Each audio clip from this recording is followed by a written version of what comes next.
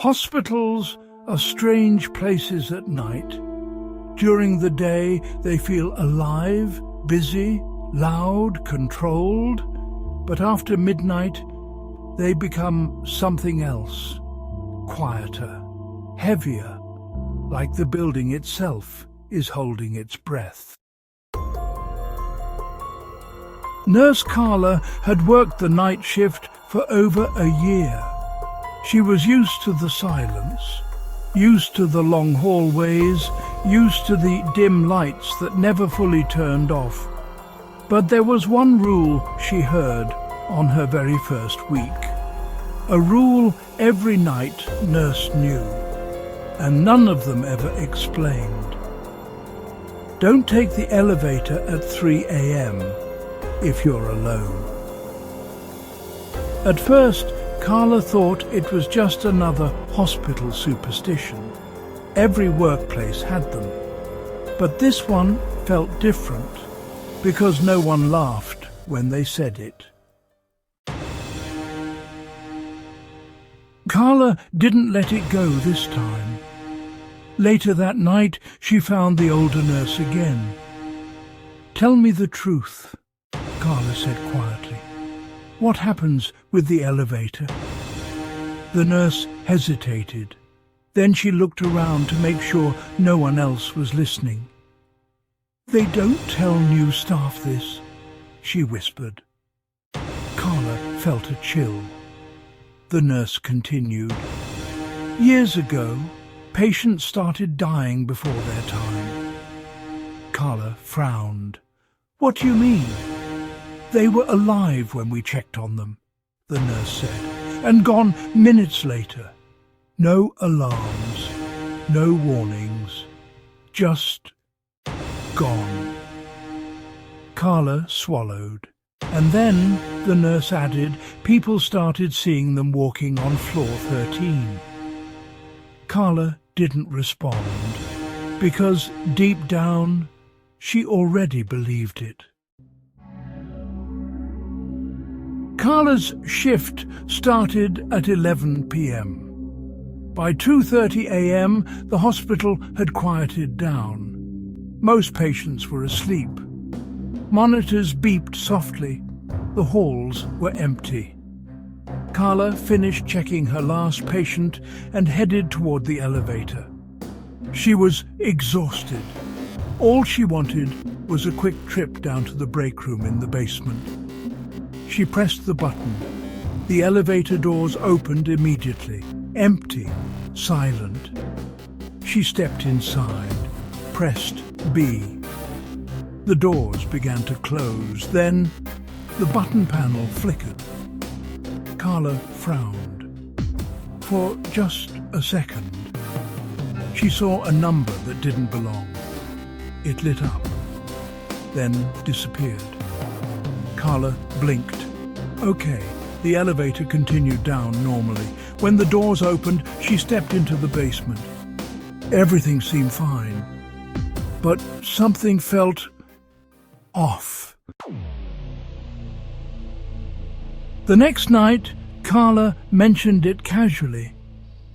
"Hey, is there a floor 13 in this hospital?" The room went quiet. Another nurse looked up slowly. "Why?" Carla shrugged. "I thought I saw it light up in the elevator." No one laughed. One of the older nurses leaned closer. "Listen carefully," she said.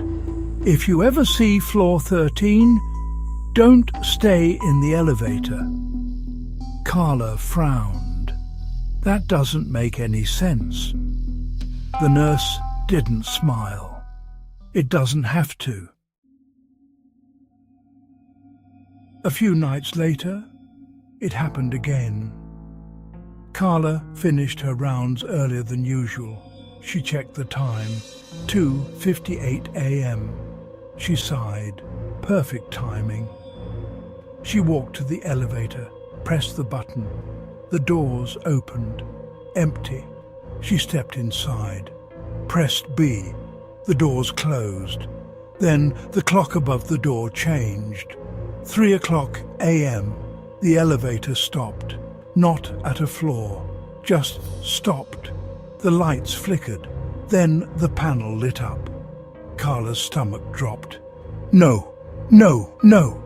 The elevator began moving again, but not down, up, slowly. The air inside the elevator felt colder, heavier, like something had stepped inside with her. The elevator stopped. A soft ding echoed. The doors slid open. The hallway outside was wrong.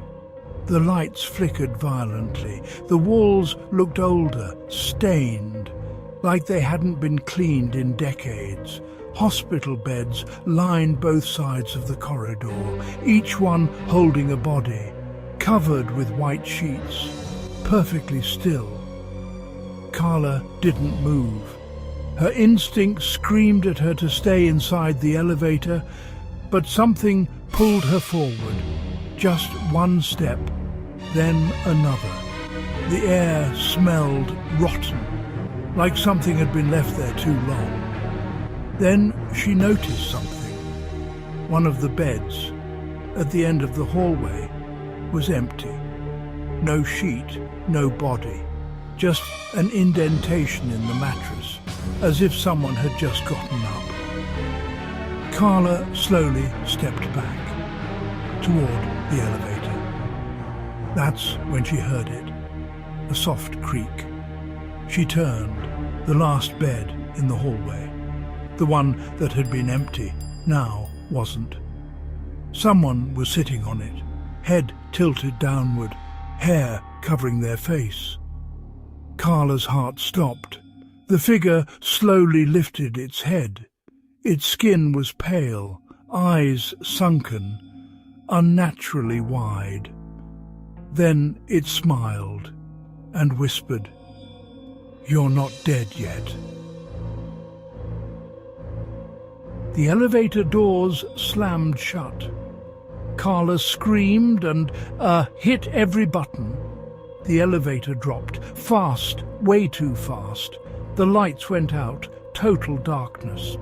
Then there was a voice inside the elevator, right behind her, soft, breathing. "You came to the wrong floor." Carla spun around. No one there. The elevator crashed to a stop. The doors opened. Basement. The next day, Carla couldn't stop thinking about it. So yeah, she did something she wasn't supposed to do. She went to security. "Can I check something from last night?" she asked. The guard hesitated, then nodded. They pulled up the footage. 3 a.m. Carla entering the elevator, alone. 3:01 a.m. The elevator stops.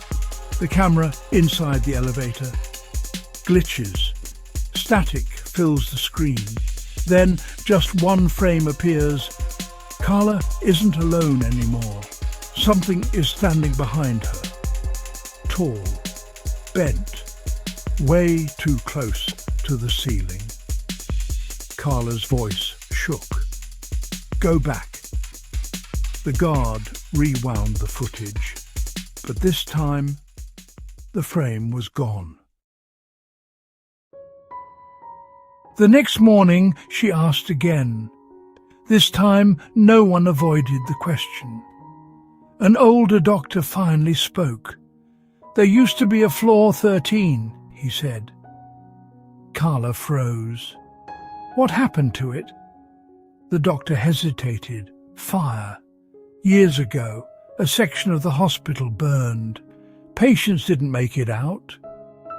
Carla swallowed. "So they removed the floor?" The doctor shook his head slowly. "No." He looked her directly in the eyes. "We sealed it." That night, Carla didn't take the elevator, but she heard something strange from the hallway, a distant ding. Then the sound of elevator doors opening, followed by slow footsteps, coming from somewhere that didn't exist.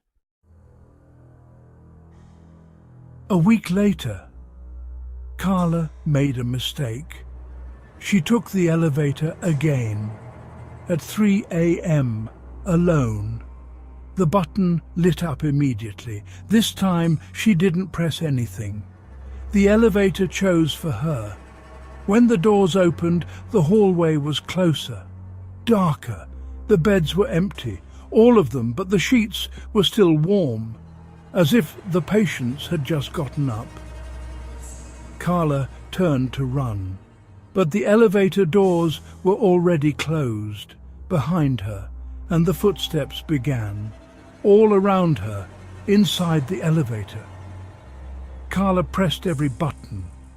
Nothing worked. The panel flickered wildly. The numbers changed, then stopped. The doors opened slowly, but this time the hallway was empty. No beds, no bodies, just darkness. Carla stepped out. The floor felt soft beneath her feet, like something was moving under it. Then she heard breathing all around her. Not one voice, many, whispering at once. "You stayed too long. You came back. You heard us." Carla turned and saw dozens of figures emerging from the darkness. The patients. But now they were standing. The next morning, Carla didn't show up to work. Security checked the cameras. At 3 a.m, they saw her enter the elevator, alone. At 3:01 a.m, the elevator stopped, but the floor indicator never changed. It didn't show any number at all, just static. At 3:05 a.m, the doors opened, but no one came out, ever again. Now, every night at 3 a.m, if you stand near that elevator, you might hear something inside, soft breathing, followed by a whisper, "You're still alive, for now."